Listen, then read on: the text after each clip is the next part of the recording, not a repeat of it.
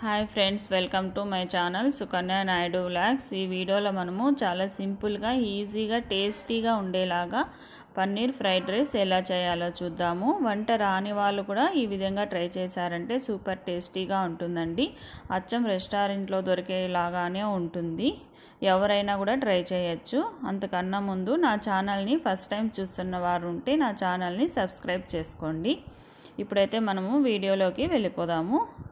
ముందుగా మనము స్టవ్ పైన ప్యాన్ పెట్టుకొని దాంట్లోకి 3 టేబుల్ స్పూన్స్ దాకా ఆయిల్ వేసుకొని ఆయిల్ వేడైన తర్వాత పన్నీర్ని వేసుకోవాలి. ఇక్కడ 200 గ్రామ్స్ పన్నీర్ వేస్తున్నానండి నేను. దానికి మెజర్మెంట్ అయితే చెప్తున్నాను. పన్నీర్ వేసుకున్న తర్వాత ఇందులోకి 1/2 table spoon salt, 1/2 table spoon కారం, పసుపు వేసుకోవాలి. వేసుకున్న తర్వాత పన్నీర్ని ఫ్రై చేసుకోవాలి. పన్నీర్ను ఫ్రై చేసుకునేటప్పుడు స్టవ్ హై ఫ్లేమ్లో కాకుండా లో ఫ్లేమ్లో పెట్టుకొని మనము ఫ్రై చేసుకోవాలి. హై ఫ్లేమ్లో పెట్టుకుంటే పన్నీర్ చెదిరిపోతుంది, అందుకే లో ఫ్లేమ్లో ఫ్రై చేసుకోవాలి. తర్వాత దాన్ని దించేసి పక్కన పెట్టుకొని ఇప్పుడు స్టవ్ పైన మరొక ప్యాన్ పెట్టుకొని అందులోకి ఆయిల్ వేసుకోవాలి. ఫ్రైడ్ రైస్ కదా, ఆయిల్ కొద్దిగా ఎక్కువే అవసరమవుతుందండి. ఆయిల్ వేడైన తర్వాత ఇందులోకి ఆవాలు వేసుకొని సన్నగా కట్ చేసుకున్న ఆనియన్ ఒకటి వేసి కొద్దిగా వేయించుకోవాలి. ఇది వేగిపోయిన తర్వాత ఇందులోకి సన్నగా కట్ చేసిన క్యారెట్ ముక్కలు 1/2 కప్పు, 2 పచ్చిమిర్చి మధ్యలో కట్ చేసుకొని వేసుకోవాలి. ఇది కూడా కొద్దిగా వేగిన తర్వాత మనము ఇందులోకి క్యాప్సికమ్ వేసుకోవాలి.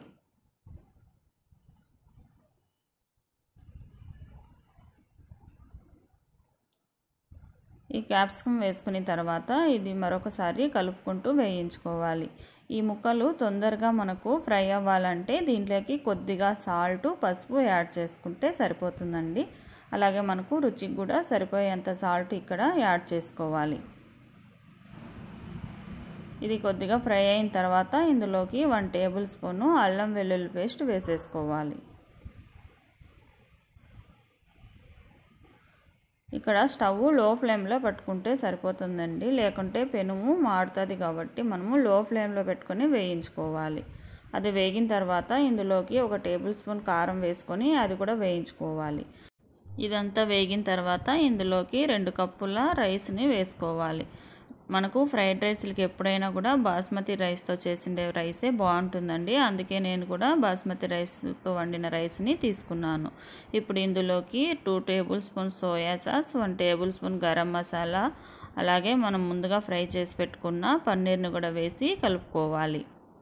పన్నీరు అంతా మిక్స్ చేసుకునేటప్పుడు జాగ్రత్తగా మిక్స్ చేసుకోవాలండి, లేదంటే రైస్ విరిగిపోతుంది. అందుకే చిన్నగా కలుపుకోవాలి. ఇలా కలుపుకుంటే మనకు పన్నీర్ ఫ్రైడ్ రైస్ రెడీ అయిపోయింది. చాలా సింపుల్గా టేస్టీగా ఉండేలాగా ఉంటుందండి. ఇలా ట్రై చేశారంటే వంట రాని వాళ్ళు కూడా ఫస్ట్ టైం చేస్తున్న వారు కూడా ఈ విధంగా ట్రై చేయవచ్చు. ఎవరైనా కూడా చేసుకోవచ్చు. ఈ విధంగా ట్రై చేసి ఎలా వచ్చిందో నాకు కామెంట్ చేయండి. మీకు ఈ వీడియో నచ్చినట్లయితే లైక్ చేయండి, షేర్ చేయండి, సబ్స్క్రైబ్ చేయండి. Thanks for your watching. Next వీడియోలో మళ్ళీ కలుసుకుందాం.